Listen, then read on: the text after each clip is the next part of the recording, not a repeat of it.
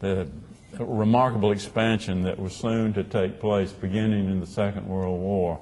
This is Toomer's Corner in 1936, and somebody jaywalking, and you can see there's a gas pump by Mr. Toomer's front door there. This, in 1936, it was the centennial of the town, and so the DAR placed a marker to honor the founder of Auburn, Judge John Jackson Harper. And like the founder, the marker itself is simple in the very best sense of the word, and sturdy and steadfast.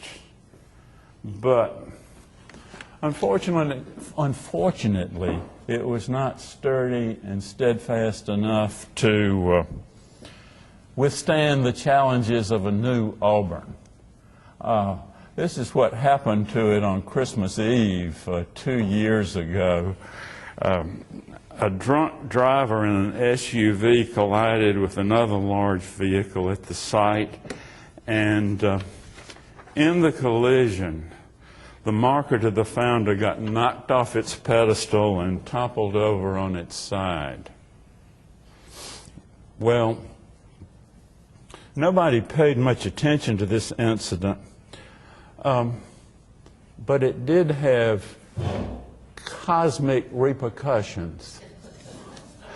It seems that Judge Harper still hovers in spirit over the town he founded, and he was outraged at what he considered the disrespect and humiliating treatment he had received.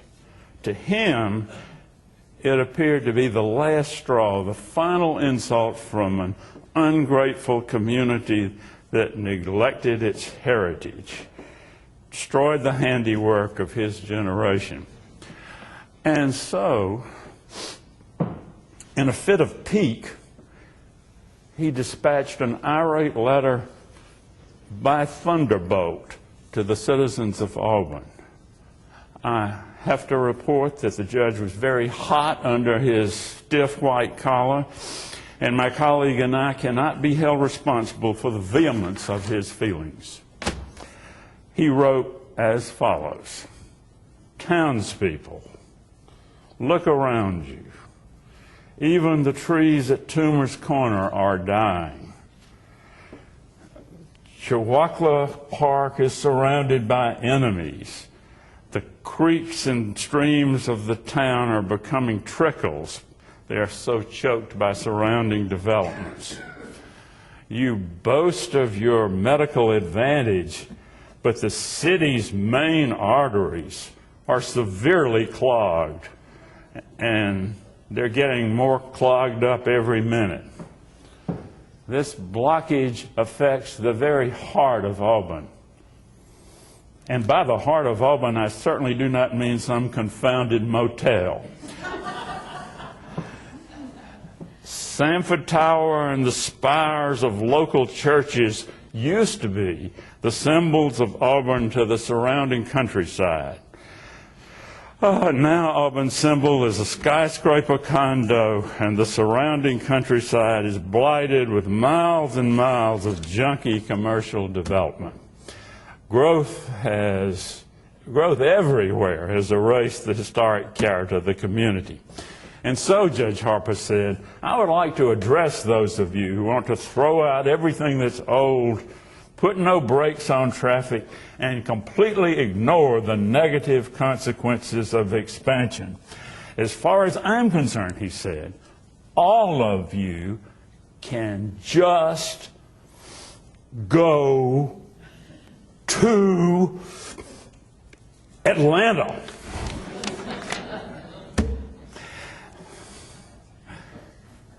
And I think I'll start with this second slide. This is the first frame house in Auburn. It was built by Judge Harper's son, Thomas Harper, and he lived there with his sweetheart, who became his bride. Lizzie Harper, his wife, is the one who named the town. Judge Harper, the founder, was sort of the Moses of the Auburn Methodist Church, and the people who came with him were Methodists, and but some Presbyterian had somehow gotten involved in the settlement, and she suggested that they name the town Geneva. Well, those Methodists were not about to name the town after John Calvin's hometown, so Lizzie suggested that they name it Auburn, after the loveliest village of the plain, after Oliver Goldsmith's 18th century poem. Going backwards, this is the Harper's family. Well, Auburn had all these female historians in its early days, and they all talked about how handsome the Harper men were. But apparently the Harper men also suffered from tuberculosis. And so Thomas died, and Lizzie married the schoolmaster, Mr. Flanagan, and this is her second home in Auburn.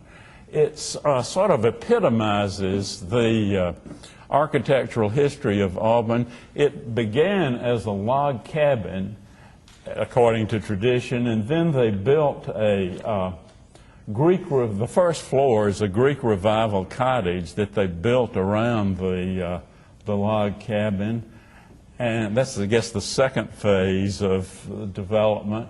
And then after the Civil War, when everybody was broke, the lady across the street bought the house and put that unusual second floor on it, sort of topsy-turvy, and it became a boarding house and eventually a fraternity. And, of course, the fourth stage was that it was demolished. The present Auburn United Methodist Church sits on part of the site of the house. This, of course, in the early days, cotton was still king. This is the cotton mill that stood on the west side of College Street going north just before you get to the railroad tracks. This is really a sort of a typical farmhouse. It's a beautiful photograph. This is Miss Betty Spooner, is the lady, the matron who's sitting in the chair in the center, and it's much more typical of farming than the plantation houses that we emphasize.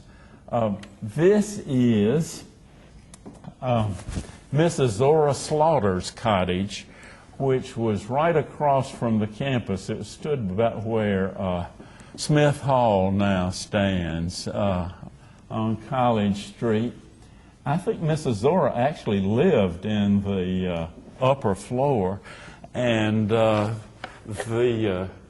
she kept maybe a cow or two in the. But the couple posed. Oh, I didn't mean to do that. The couple posed here. This is Mary Drake and her future husband, Billy Askew, who were they were enacting the Romeo and Juliet scene here.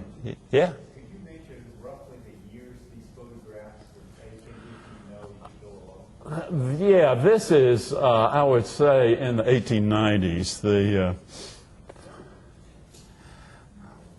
I'll try to. It's sometimes tricky. And I'm going to let my cohort take over at this point to talk about some of the most important antebellum structures. And For the next house pictures, we're going to do some, as Ralph said, antebellum houses, most of which are now lost in Auburn. Most of them were on halves, H-A-V-S, and that's an acronym for the Historic American Buildings. And if you're not familiar with this program, it was started during the Depression as a WBA project to employ unemployed architects. And it was so successful that it's still in effect today, and it's run by the Department of the Interior.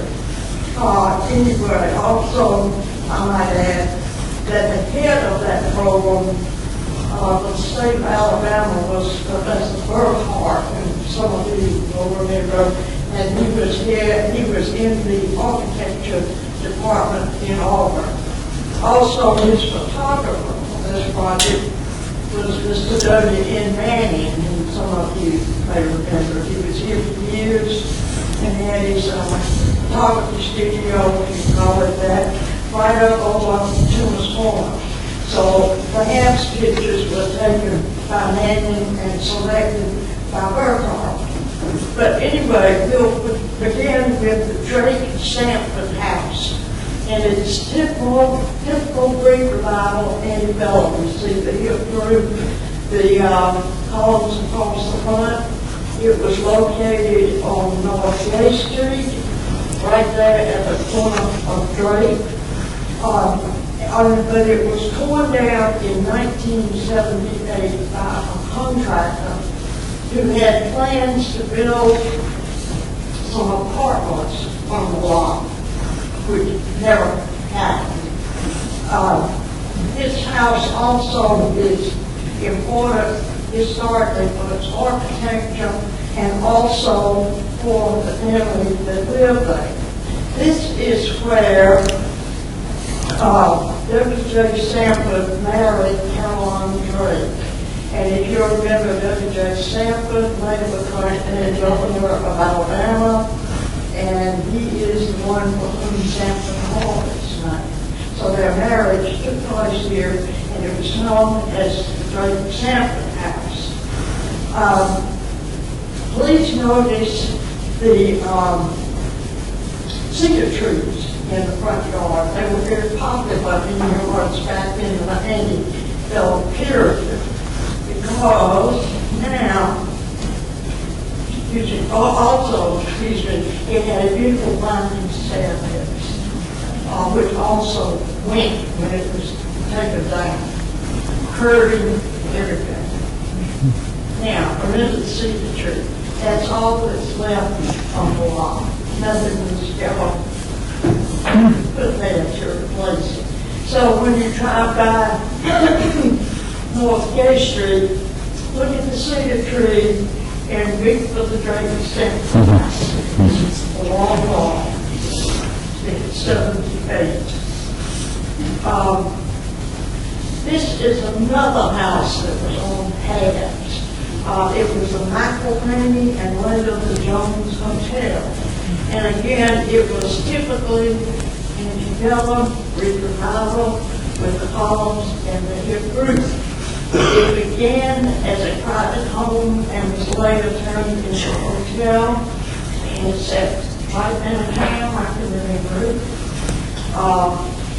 If you were going south, you would be on the right, catty corner from Tuma's Corner.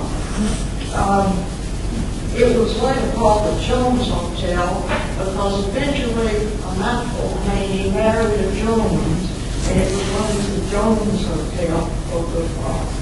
Then a Jones left the hotel, the building, and the property to the Baptist Church.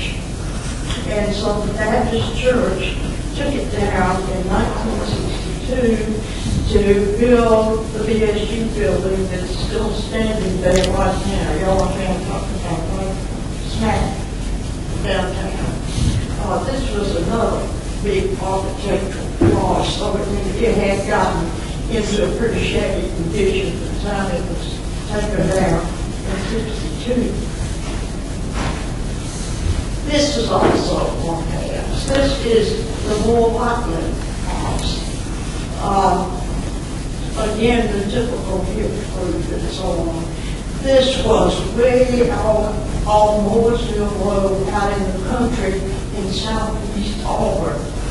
And it got in terrible condition, and it was taken down years ago. I have no recollection of it myself. Next, we have the Beasley, the Bears house. This was not on house, but probably should have been. It was on East Magnolia, some of you may remember it. And it was lived in for a long time by the Beatty Bears family. And Beatty was for years the college bandmaster.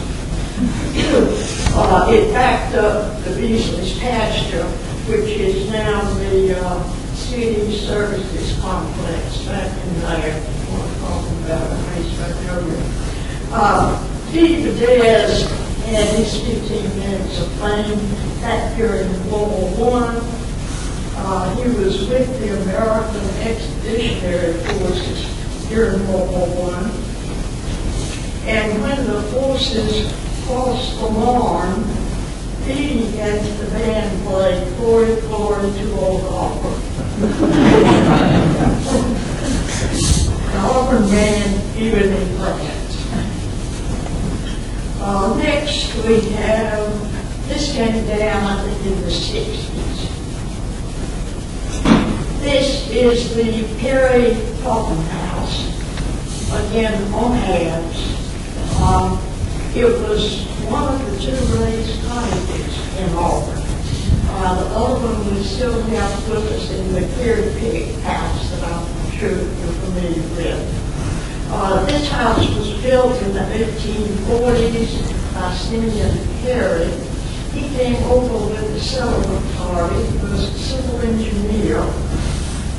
He laid out the original meets and bounds of Auburn, 1 mile square, no alcohol allowed for business events.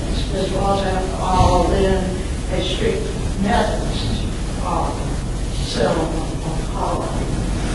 Unfortunately, this was completely destroyed by a tornado of 1953, which I remember being then. I'm sure some of you do. Absolutely nothing left back. So, Mother Nature took care of the Perry Coffin house. This Coffin, when the Coffins were living there, wanted to form a garden club, and so she decided to name it the Perry Garden Club in honor of the man who built the house. And I think the Perry Garden Club still exists today, doesn't it? And Perry Street is still there, which runs up where the house used to be. But anyway, another serious architectural loss that was on hands. This house, the original is sitting in its original location on Warrior Drive. This was not on theirs, but it probably should have been. It was built in the 1840s. Warrior Court is a little semicircle off of Craig Avenue, and it was built by a man named Drake in the 1840s. But it's had so many owners over the years, we started calling it the Seven Main House. A man named White built it. So it's White, Drake, Newton, Turner, Cover, Overstreet, then finally Harris. John T. Harrises were married in this house when it was owned by the Newtons, and they referred to it as the Newton House. They later had 6 sons. And so just a few years ago, the sons moved the house with their property into Seaboard in honor of their parents and did a beautiful restoration job on it at the Seaboard. It too had gotten into a very shabby condition, and it got into a bad location surrounded by student apartments. They now call it the White Harris House, after the man who built it, and after themselves for the restoration and move and so on. And it too has a beautiful winding mahogany staircase. This is it restored and it's a beautiful job. And this is the mahogany staircase restored inside the Southern House. They're using it for a family guest house. So it's not only. Yes, we can compare the two curved staircases. The one to the left was straight sampler, which is on the bottom, and the other beautiful one is the White Harris one that fortunately we still have with us. This is the old John Holt's Glen plantation house that was on Highway 14, headed out towards Village Copa. And I say was because it's not there anymore. This was not on halves, and it's a very modified Greek revival style. But it has an interesting story connected with it. Only the first two rooms were the original part of the house. John Holt's Glen was a Methodist reverend who was the first chairman of the Board of Trustees of East Alabama Male College. And thereupon was in the community. Well, the house got in very bad conditions, and the owner scheduled it to be bulldozed. Well, it so happened that a young couple across the street was renovating another old house, and they heard about the bulldozing, imminent bulldozing of the Glen House, and they went over in a hurry and literally stood in front of the bulldozer and said, "Stop, letting people the original part of the house, you know, which can save that tree." Anyway, they did get the front two rooms of the house and added it to the house that they were renovating. So this proves to be an example of an excellent adaptation on the part of an old house incorporated into another old house. So the both were saved. This, of course, that's first two rooms, front two rooms of the Glen House. This is the concert house. It's on Chadwick Lane, on the right, on the way out to Houston Park. Huge house, beautiful. I understand it's now up for sale. There's a job for the one out in Lake Pompano. It is a beautiful home.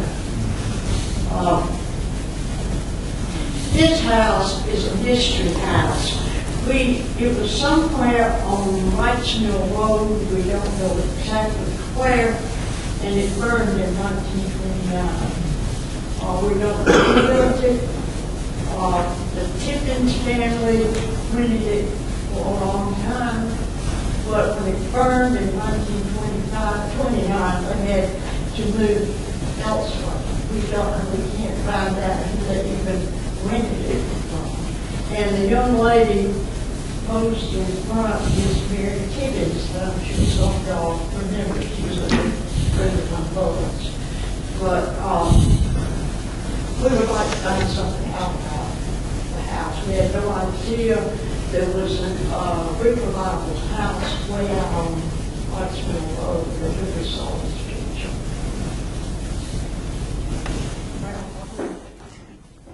My turn.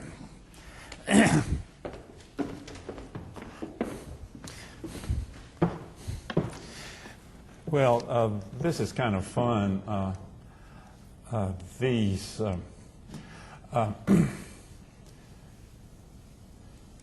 This is the old auditorium of the Masonic Female College that used to be on Gay Street, and it was moved after the Civil War and bricked up and turned into Langdon Hall, which is, and This is the old Auburn Presbyterian Church built in 1850 that eventually the college bought, and it became of, well, first the YMCA, then the Y Hut, where the Auburn players performed for many years, and now,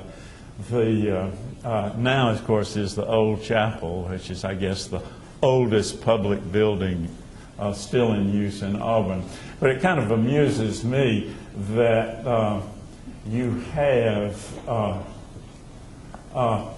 a Victorian structure that they turned into sort of a Greek revival model, and you have a Greek I'm not very good at this. I'm doing it wrong. I'm messing up. Okay. My joke, I blew my joke. But what I'm trying to say is there's a Greek revival structure that they turned into a Victorian model. This is the old main building of the East Alabama Male College that was designed. It was the cornerstone was laid in 1859, and the building itself was opened for classrooms in 1859. It was designed by Stephen Button, who was a very important American architect based in Philadelphia. But he took sort of a southern tour before the Civil War, and he, among other things, he designed the Alabama State Capitol in Montgomery of 1847, which promptly burned to the ground. This burned to the ground too in 1887, and but this is perhaps the best surviving photograph of it. I am really going crazy with this thing. This is telescope was left to the college by Professor John Darby.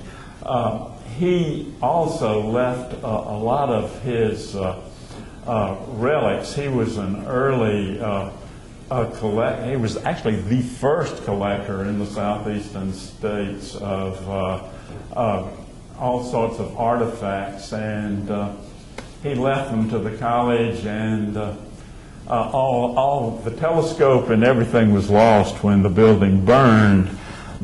Also lost was a very fine portrait of Daniel Webster that some Boston gentlemen had given to the Literary Society of the East Alabama Male College. It was named. They called themselves the Websterians. They were named for Daniel Webster. This is the after the Civil War, in about the 1880s. Robert Burton, who was the town bookseller, built this house.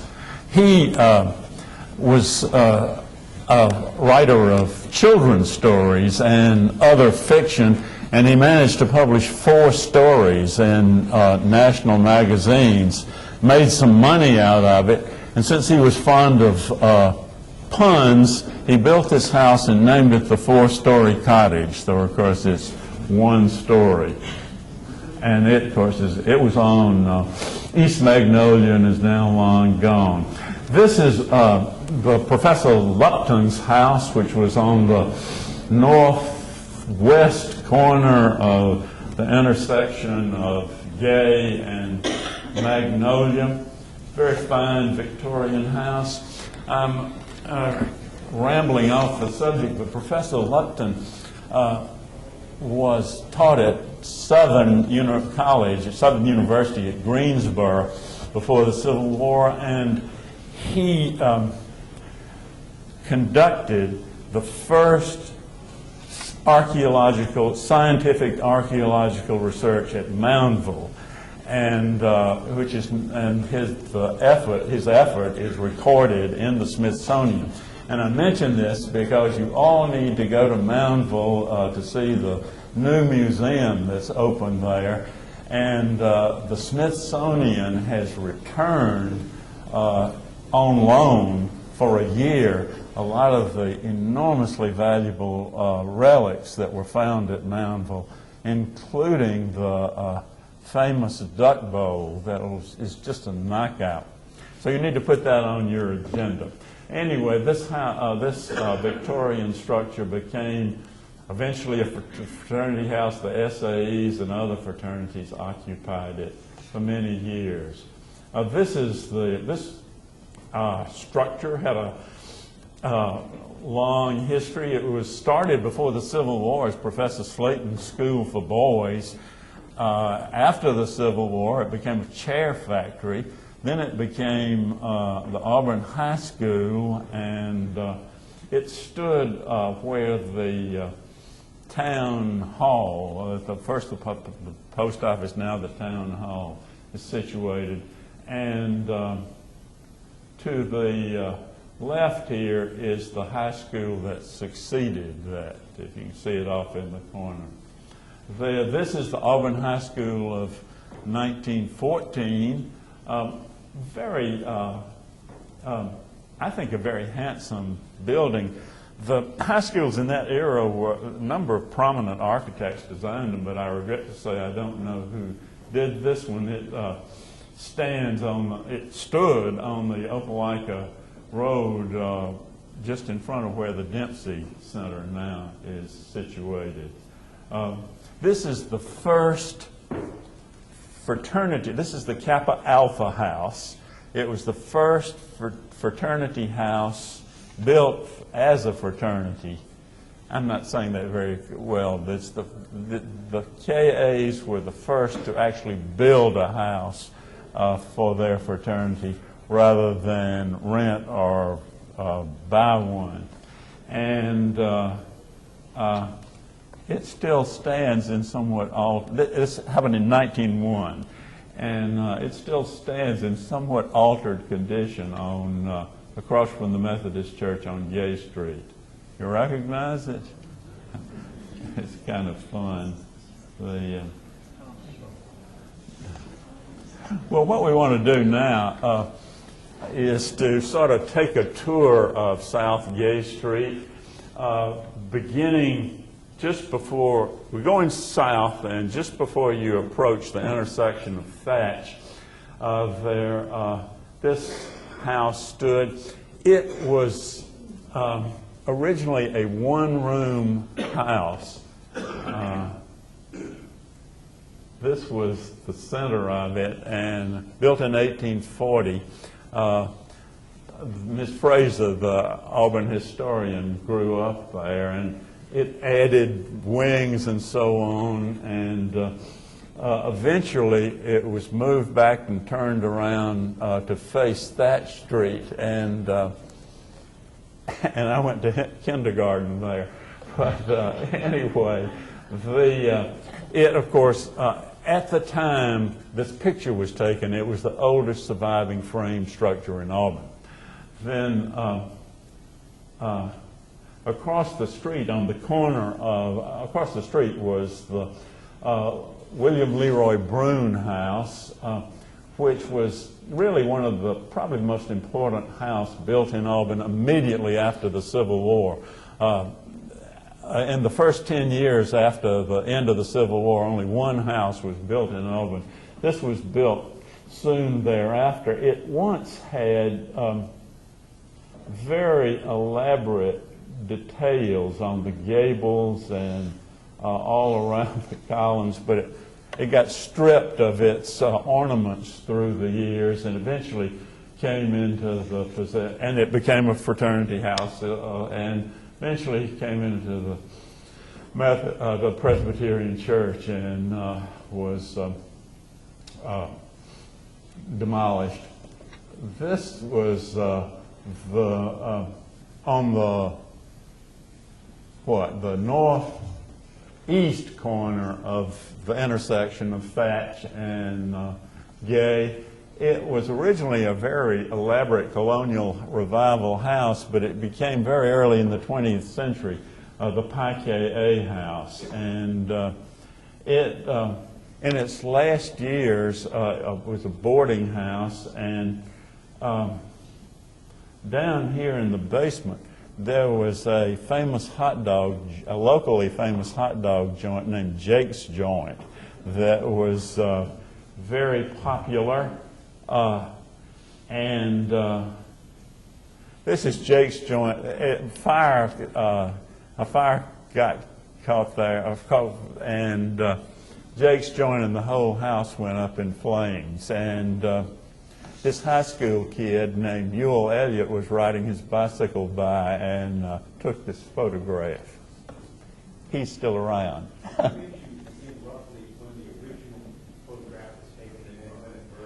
The original photograph dates from about 1905.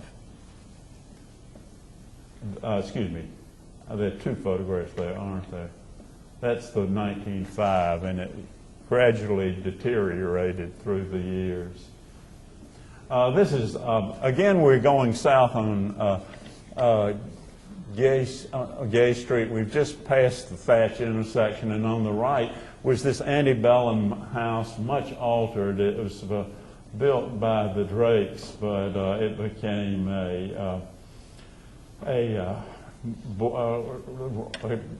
made into many apartments, and of course it's now gone. This is on the left going south on Gay Street. This was the Whitaker Tisdale house, which was very elaborate for its era. The Whitakers came to Auburn after the Civil War, and then you can see up here Ms. R.H. Whitaker's residence in Auburn, Alabama. She rated a postcard. This was so notable. And the Tisdales lived there for many years as well. This is the Hare house, and this Hare family is posed on the porch. That's Dean Hare, for whom the football stadium is named, and his daughter Dabney. They're all red,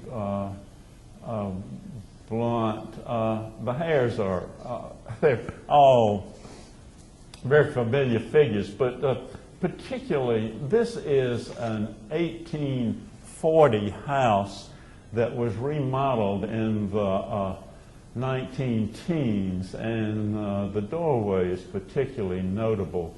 This is a larger view of the house. As I say, it was built in the 1840s, but it was remodeled and a second story added in the 19-teens, and we don't know who the architect was, but we suspect it might have been Joseph Hudnut, who was the professor of architecture at Auburn at the time. He's the one who did the President's Home that's now Cater Hall, and this is we're going to present-day Gay Street now. This is what it looks like today. This is Miss Mildred McElhaney's house that, after her death, went through a succession of owners. I think Williams Restaurant was actually here at when this photograph was taken. This is the demolition of the house. This is what replaced it, the Eagle's Nest, a towering symbol of a new Auburn. This is the long view of Gay Street with all this remarkable landscaping, solid asphalt, penitentiary-style barracks, but this is when the Eagle's Nest went broke and they had to put it up for auction.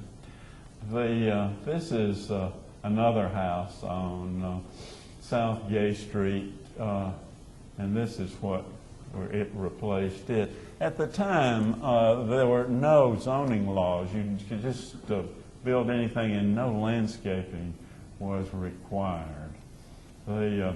This is Miss Tidmore's house on South Gay Street. She was a very beloved figure at Auburn, a musician, a receptionist in the president's office, and she rented rooms, and she had some very distinguished students stay with her.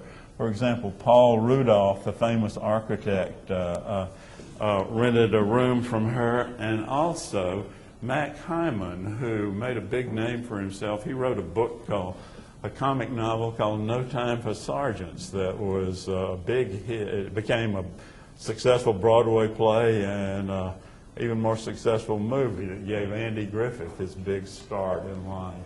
But anyway, this is what happened to Miss Tidmore's house. This is one of the few survivors on South Gay Street. This is the plant house that was rented by a succession of college professors. Bill Ingalls, his daughter, lived there many years, but this is now owned, I think, by the motel behind it, and its future is, I would say, somewhat imperiled. So that's a tour of South Gay. Now we're back to the center of town. This is Magnolia, the Pitts Hotel, opened in 1937. Bragged that it had bathrooms for every room, and it was Art Deco. It was really very modern for its time, and it was just really way uptown for Auburn in the 1930s.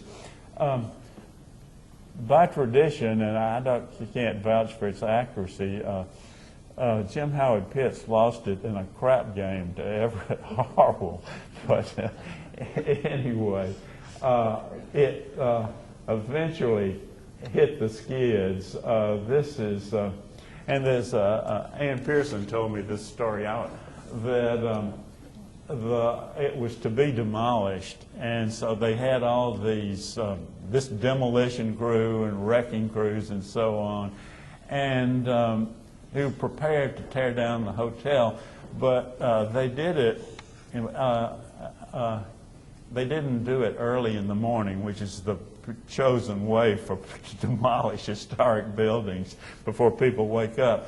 And they tried to do it in the middle of the day, and a bunch of college students and townspeople came by, and it became a sporting event. The wrecking crew was trying to tear down the hotel, and the crowd began to cheer for the hotel. And so the wrecking ball would ram into the hotel, but it turned out it was very well constructed, so it would shake, but it wouldn't give way, and the crowd would cheer. But alas, the wrecking crew finally won, and they tore down the hotel, and for several years thereafter, it was just a gaping hole. Nothing was built to replace it. This is Mr. Shell Toomer's house, very elaborate for Auburn. It was built in 1922, and it was designed by Frank Lockwood, who was very much the society architect of Auburn in that time. Mr. Toomer's, I've got to quit doing this. Mr. Toomer's mother lived in antebellum house next door that was also very much remodeled. That's the house. I always get the names mixed up about tell me the name of the man who buried his wife in the front yard. Oh, How? Anyway, this is this house, which eventually became Ms. Lazarus, Mr. Toomer's. Anyway, it was built before the Civil War, and the guy, Howe, fell in love with this teenage girl, Virginia, and they married, and she died. And he buried her in the front yard, and then he fell in love with her sister and married her. And the sister insisted that Virginia's remains be transported to the Pine Hill Cemetery, where she now resides. So anyway, that's a good story. Both these houses now are demolished. And this is a famous Auburn landmark out on where the North College Street runs into 280. This is the Bottle. The name survives, but the Bottle is long gone. It was a filling station, and you can see but it was actually orange, and it was quite a landmark. When Franklin Delano Roosevelt and his party came to Auburn in the late 1930s, their route took them by the Bottle, and so they stopped to gaze upon it. And by tradition, President Roosevelt was astounded at this landmark, but it burned shortly thereafter. Did you get to the top of that? It looks like there's somebody at the very top. Oh, let me see. Oh, you've got a good eye. I think there is somebody up there. I would say it was in a very precarious location. This is the old Tiger Theater, which is the sort of where everybody went to the movies in these days. And this is about all that survived. They moved it down the street. The Tiger is still gazes upon College Street. And I'm going to let Ann Pearson talk about this because it's one of her favorites.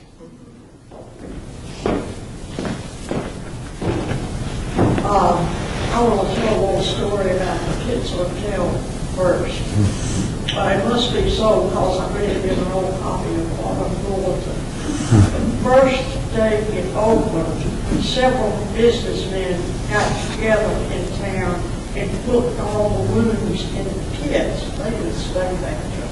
So that the next morning, Jim Howard could tell the newspaper that he had sold out on open for night. Anyway, back to the filling station. This is my all-time favorite filling station that's ever been in town. It was Trammell Oil Company. It sat on North Hill Street, right there before you turn right off the light of the road. And it was known as David Hatchett's filling station. And it was built in the early 40s. The unique thing about it was that the whole top turned like a carousel as an advertising video. But I never saw that. One person who lived a long time on Oak Lake Road told me that it quit turning in about 1945 when I was still very small. But for years I waited for the stop to start turning again. Apparently it broke and it wasn't worth the money to get the thing started again. And besides probably the novelty of it wore off by that time. A good many years later, it also developed as the bus stop. And I think it was torn down in the late 60s. So it's where AT&T Bank is now. But I never thought I would find the picture of it. But I happened to meet somebody who lived at Oak Lake Road who went around making snapshots, and he had a picture of David Hatchett's filling station. So I'm glad to say it's still with us, at least in a photograph.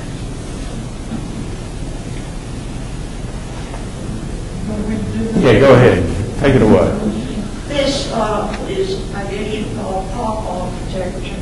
This was out on Oak Lake Road, and it was owned by Bobby McKee, Archer McKee's son.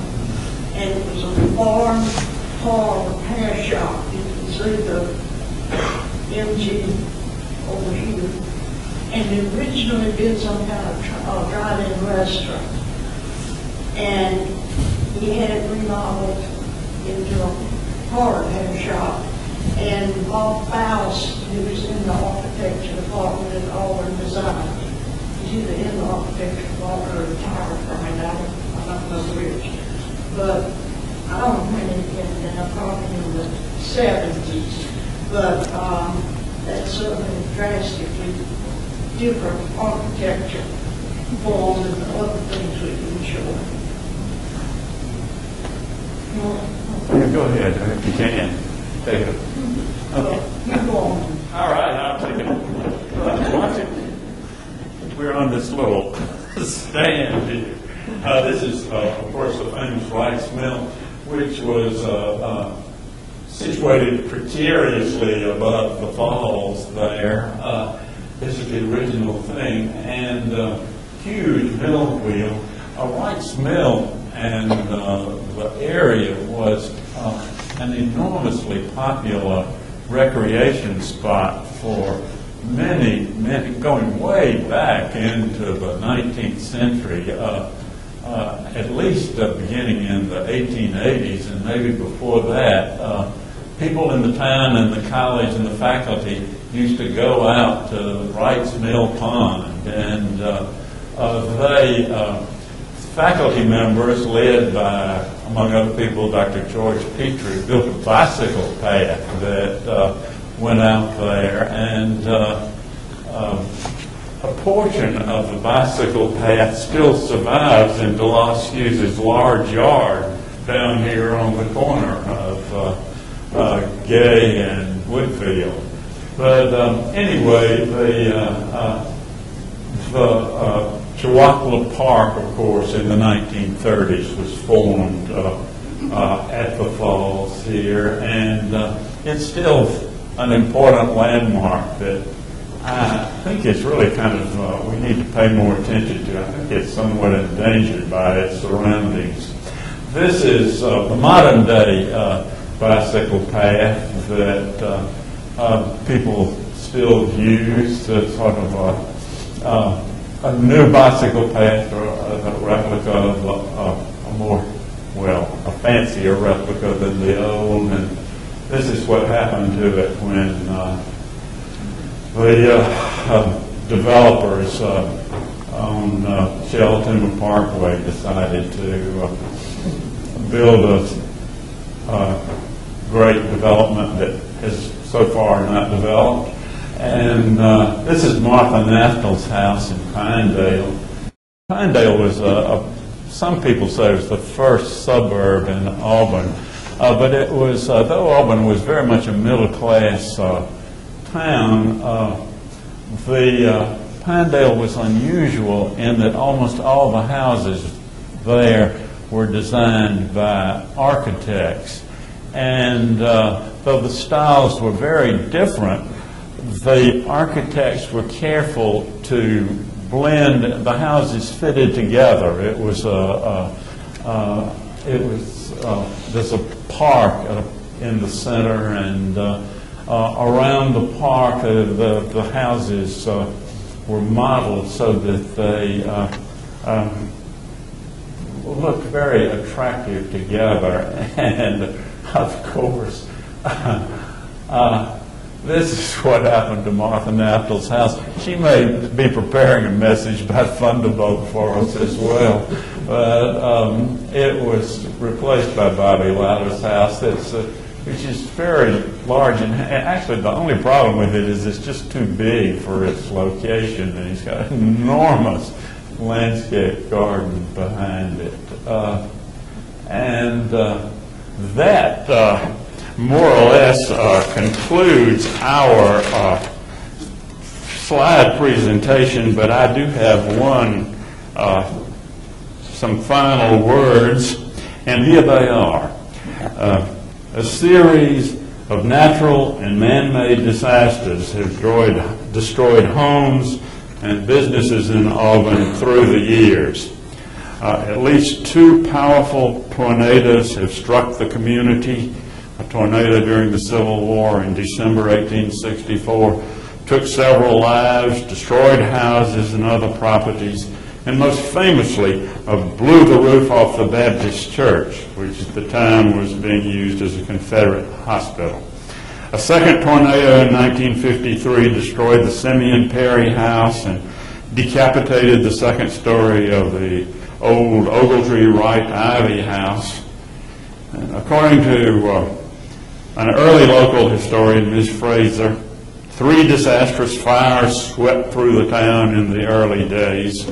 And in 1978, an explosion at the Copper Kettle destroyed 2 buildings, damaged others, and shattered the historic stained glass windows of the Auburn Methodist Church. When federal troops twice invaded the village during the Civil War, they burned the train depot, the post office, and local warehouses. They tore up 35 miles of railroad track leading to and from Auburn. And in both invasions, they looted the first drugstore that stood at Toomer's Corner, as well as selected local homes. Nevertheless, these natural and man-made disasters pale in comparison to what we ourselves have done to the Loveliest Village. Our bulldozers have done far more damage to the town's historic character than the combined efforts of storms, tornadoes, fires, gas leaks, explosions, and the depredations of Yankee soldiers. Our problems do not stem from an invading army. To quote the comic strip Pogo, we have met the enemy, and it is us. Thank you.